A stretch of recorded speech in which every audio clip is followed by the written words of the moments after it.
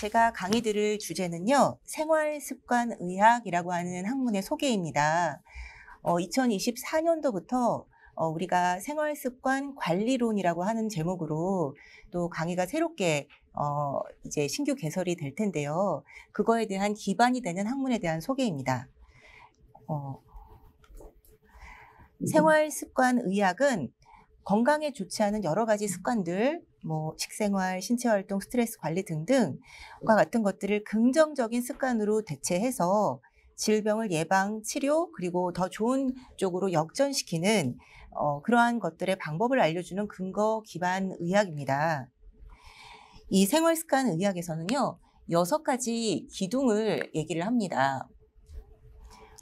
영양에서는 식물성 식품, 이라고 하는 것들을 앞에서도 계속 강조해서 말씀해 주셨고, 그 다음에 신체 활동, 규칙적이고 일관된 신체 활동이 필요하다라고 하는 내용이고요.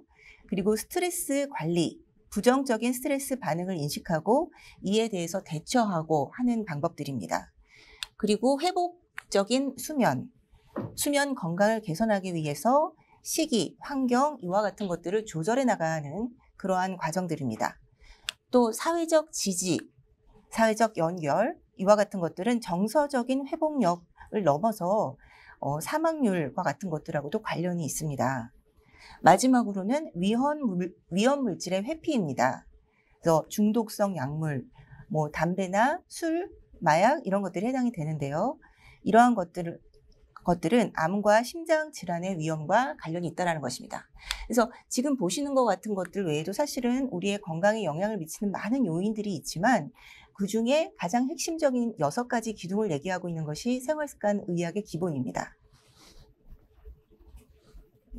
생활습관에 출현한 이유들을 좀 한번 살펴보시게 되면요.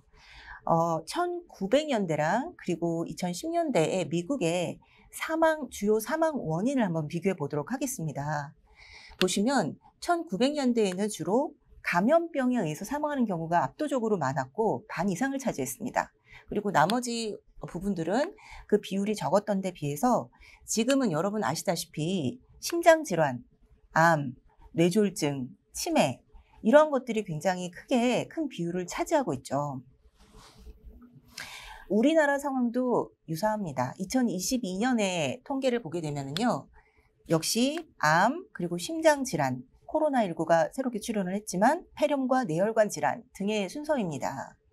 즉, 지금의 상황은 잘못된 식습관으로 인해서 만성질환으로 의해서 초래되는 그러한 질환들이 사망의 원인이 되는 것으로 변화가 되고 있는 그런 상황입니다. 그리고 이런 상황들은 초고령 시대에 접어들면서 더욱더 심화될 것으로 우리가 쉽게 예상을 해볼 수가 있습니다. 말 그대로 내일 모레인데요. 2025년이 되면 우리나라의 전체 20%가 65세 이상의 인구로 채워지는 초고령 사회를 맞이하게 됩니다. 그리고 지금과 같은 비율로 지속이 된다면 2050년에 39.8, 2060년에는 무려 40% 이상이나 65세 이상의 노인이 차지를 하게 됩니다. 그러면 이와 같은 상황에서는 앞서 말씀드린 만성질환으로 오랫동안 고통받을 것들이 예상이 되는 상황입니다. 이렇게 말씀드렸던 사망의 원인의 궁극적인 이유는 무엇일까요? 그것을 또 연구를 했습니다. 미국에서 2000년대에 기준으로 연구를 한 결과를 봤을 때는 흡연, 열악한 식사와 신체활동 부진, 알코올 섭취 등이 1, 2, 3위를 차지했습니다. 그러니까 우리가 결과적으로 나타나는 것들은 심장질환, 암, 뇌졸중과 같은 것들이었는데 그거에 기저가 되는 근본적인 문제는 열악한 식사, 신체활동 부진, 흡연 등이었다라는 것이죠. 이와 같은 3가지 요인이 전체 사망 요인의 80% 정도를 차지하고 있다라고 우리가 보고하고 있습니다. 우리나라는 역시나 앞서 이제 두 분의 교수님께서 말씀해 주신 것처럼 암이 사망 원인 1위입니다. 우리가 그 일생 동안에 암에 걸릴 가능성은 35%에 달합니다. 굉장히 높은 비율이라고 할 수 있죠. 그런데 이런 암 발생에 우리가 일반적으로 스트레스도 많이 작용을 합니다. 스트레스가 가장 큰 요인이라고 생각하시는 분도 많으신데요. 가장 직접적인 요인은 음식과 흡연에 있다라고 알려지고 있습니다. 즉 이것을 정리를 해보면 우리가 생활 방식, 음식, 신체활동, 흡연이나 음주, 스트레스와 같은 생활습관의 문제로 인해서 위험인자들이 늘어나게 되고 고혈압과 같은 위험인자가 늘어나게 되고 그것은 결과적으로 여러 가지 심혈관 질환이나 암과 같은 결과를 내게 됩니다. 그런데 이런 생활습관 방식은 교정할 수 있다는 것이죠. 그래서 1차 어떤 그 단계 위험 수위에 갔었을 때 우리가 빨리 그것을 인지하고 교정하자라고 하는 것이 출현 배경이라고 할 수 있겠습니다. 이렇게 건강한 생활 습관이 정말 중요한데요. 몇 퍼센트나 그러면 이러한 생활 습관을 가지고 있을까요?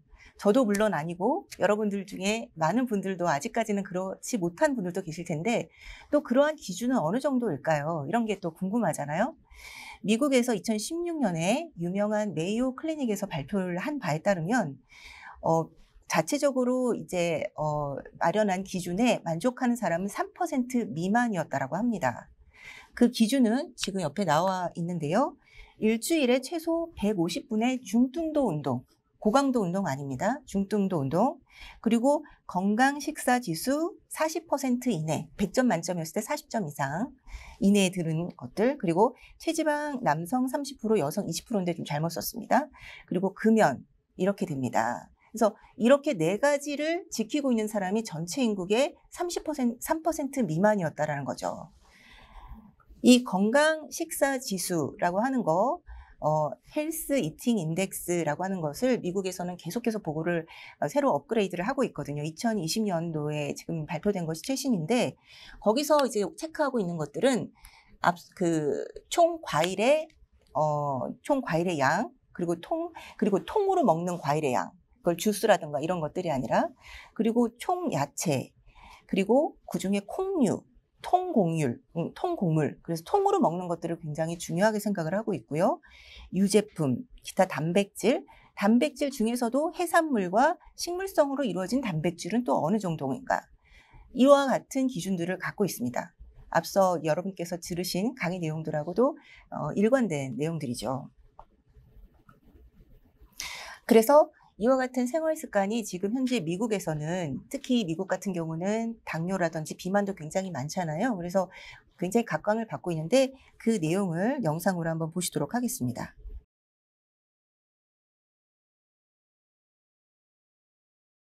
네, 이렇게 지금 미국에서 이제 많은 각광을 받고 있다라는 걸 확인할 수가 있었고요. 그래서 생활 습관이라고 하는 것은 지금 아까 말씀드린 6개의 기둥에 대해서 어떠한 식으로 우리가 생활 습관을 개선해 나가야 되는지에 대한 정보를 근거 기반으로 알려주고 그리고 자신의 상태, 내가 그것을 얼마나 수정하고자 하는 의지가 얼마나 되는가에 따라서 그 사람의 행동 변화를 맞춤형으로 스스로 자가 체크도 하고 의사한테 컨설팅도 받으면서 개선해 나가는 그런 학문이라고 할 수 있습니다. 이런 생활습관병 관련한 대표적인 연구 결과들을 좀 소개해 드리겠습니다. 우리 생활습관이 유전자도 바꿀 수 있겠는가 이런 질문을 좀 드려볼게요. 최근 몇 년 전부터 꽤 좀 됐지만 건강한 생활습관이 유전자가 병들지 않는 방향으로 발현할 수 있도록 조절해 줄 수 있다라고 하는 후생 유전학 연구가 이루어지고 있습니다.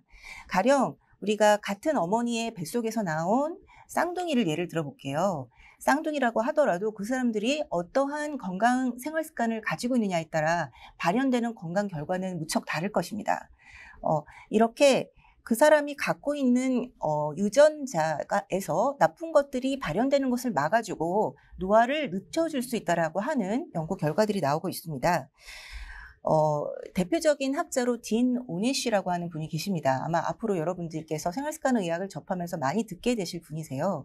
이 박사님은 과일이나 채소, 통곡물, 콩과 같은 저지방 식물성 음식의 섭취, 그리고 걷기나 스트레스 관리 이러한 것들이 기본적으로 심혈관 질환의 증상을 좋게 만들 수 있다라고 하는 것들을 얘기를 강조해서 하고 있고 그 중에서도 생활 습관이 텔로미어라고 하는 염색체 부분에 끝부분에 관여를 할 수 있다라고 하는 건데, 그걸 설명을 좀 드리면은요.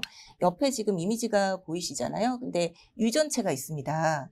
이 유전체 끝부분에 보면은 보라색으로 되어 있는 유전체 끝에 뚜껑처럼 제일 마지막 부위가 있거든요. 그 부위를 텔로미어라고 합니다.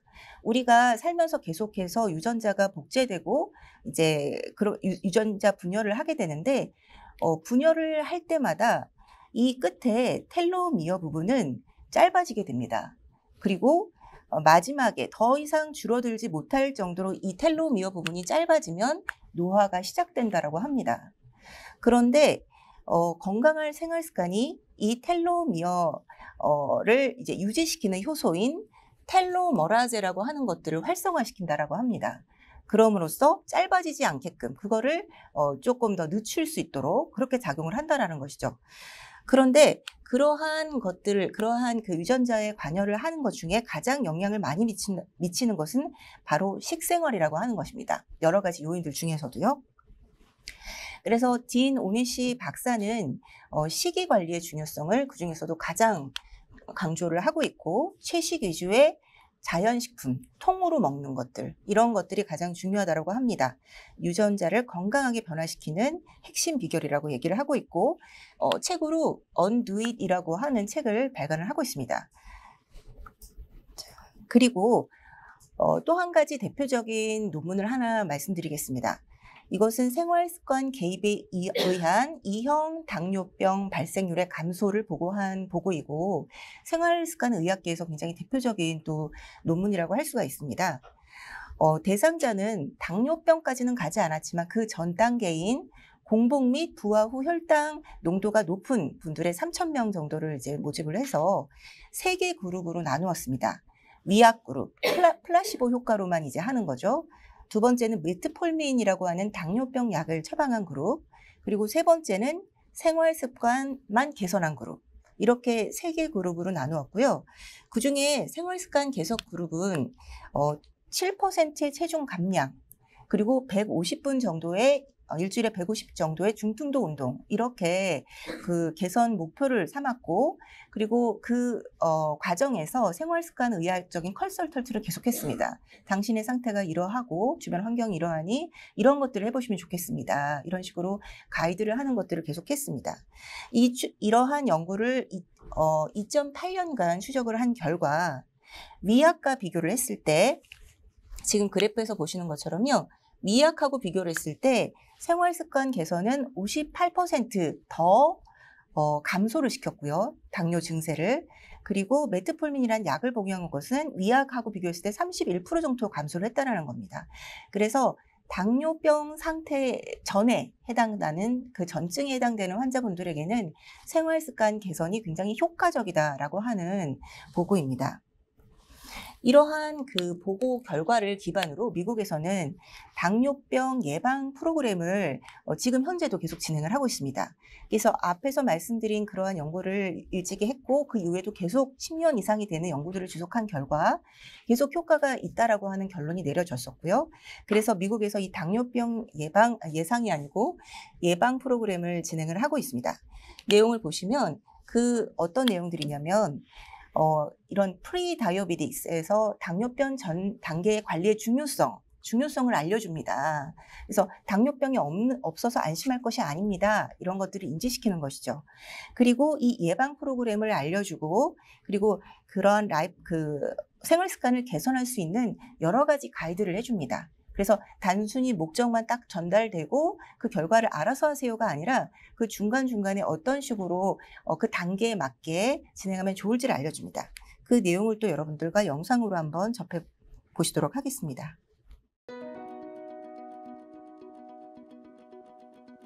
Staying healthy can seem complicated, especially if you have prediabetes.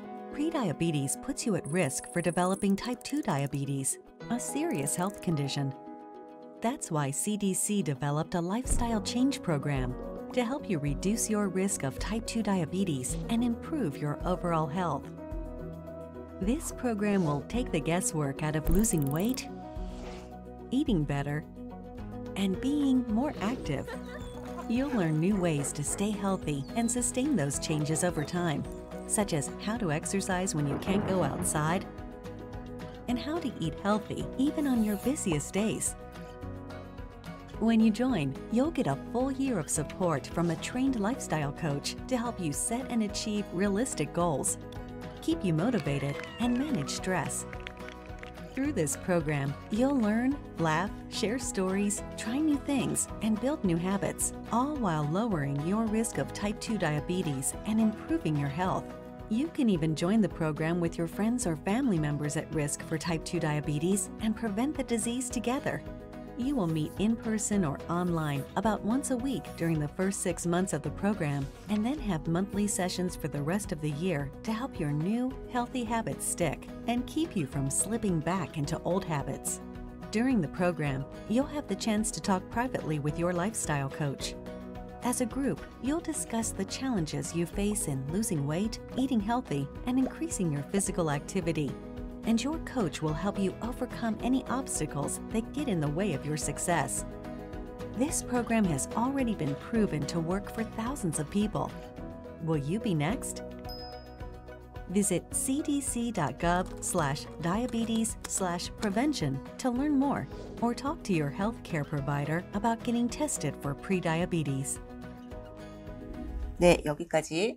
그래서 체중을 감량한다라든지 신체 활동을 한다라든지 이런 거에 대한 중요성을 또 강조를 하고 있고요. 그 외에도 생활의학과 관련돼서 행복과 건강의 관련성이 높다라고 하는 보고들도 있습니다. 그래서 행복한 사람은 부교감 신경계의 영향으로 심혈관이 건강해지고 낮은 염증 그리고 면역계가 강화가 된다든지 이러한 반응들을 나타낸다라고 하는 결과들이고요. 또 이러한 행복들을 더욱더 활성화시키는 거에서는 식물성 기반 식사가 또 역할을 한다라고 합니다. 그래서 이러한 그 과일 및 채소의 섭취가 평소보다 더 차분하고 더 활력적으로 만들어주고 다음 날까지 긍정적인 기분을 예측할 수 있도록 도와준다라고 하는 것이고, 그와 같은 것들을 위해서는 어느 정도의 식물성 기반 식사를 했을 때 유의한 변화가 있을까라고 하는 것들까지 보고하는 결과들도 있습니다. 그리고 정신건강과 신체 활동의 관계인데요. 여러분들도 아마 체험을 통해서 본인이 신체 활동을 좀 하시거나 운동을 하셨을 때 기분이 좋아지시는 걸 느낄 수 있죠. 이제 그런 것들에 대한 많은 보고들이 있습니다. 수면도 역시 많은 건강과 관련이 있습니다. 일반적으로 4.5시간의 수면으로 제한되어져 있는 그 연구 참여자들의 경우에는 스트레스가 나고 화가 나고 슬퍼지고 이러한 부정적인 정신 변화를 많이 겪게 되었다고 합니다. 그래서 우리가 성인의 이상적인 수면 시간은 7시간에서 무려 9시간 정도라고 보고를 하고 있습니다. 이 정도의 수면을 다 우리가 취하고 있는 사람들이 많지는 않을 텐데요.